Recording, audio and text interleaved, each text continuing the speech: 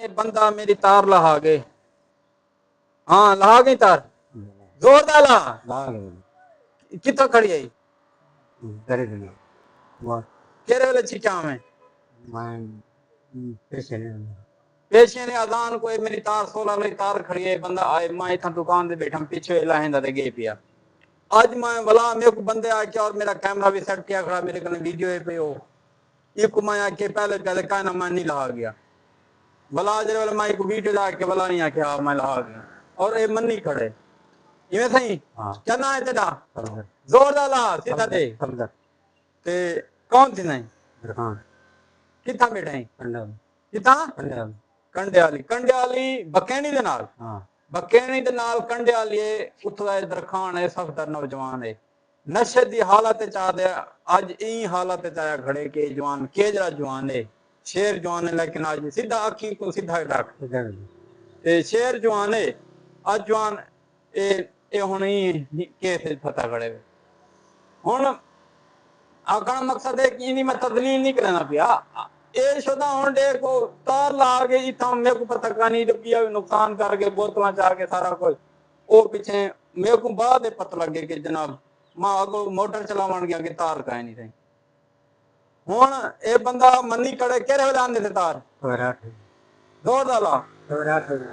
सवेरे 8 बजे जवान तार आंदे थी तेरे पैसे मेरे कने कितने हैं 500 के विचार का खुद 500 भी जो कितनी खुद देन 4 रुपए 490 रुपया इवें कितनी है तेरा 4 490 रुपया ही था मेरे कने है रुमाला है पिया ते दूसरा सिगरेट नहीं दे इवें सही ते दूसरा यो ही 90 है अगर ता में को आंदी ता सवेरे कितने बजे 8-9 बजे तार आंदे थे ते ए क्या करवे थे ए सामान जावे थे अगर ता ना नीता भला क्या कराना है मैं वीडियो क्या दिखाला पुलिस को दिखाला ना अगर ता ना नीता मैं वीडियो क्या दिखले वीडियो पुलिस को असर की ना देख की नहीं हाँ ठीक है इंदा मेरा वादा क्या खड़े हुण तू मेरे नाल वादा कर ये वीडियो दे विच सीधा सीधा ही दे वादा कर वादा है आंदे थे कूड़े का नहीं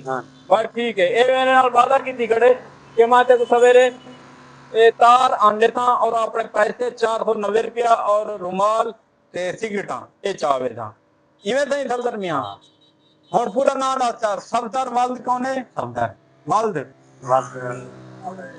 आए फैजबाग किथा बाना है कंडे वाली केड़ी याद है पकेड़ी दे नाल कंडे वाली है मैं सफदर थी ने वाल्द फैज फैज ते अगर ई मेरे को पैसे ए तार ना दी ते इको मैं वाला एक वीडियो मैं पुलिस दे पीछे था दूजा ई बंदे को मैं टंगवे था मेरा पहले मोबाइल चाप गया तो आपको पता हो सी ते अगर ये चीज मेरा ए सवेरे तार ना दी 8-9 बजे मैं इनके खिलाफ कार्रवाई शुरू कर देता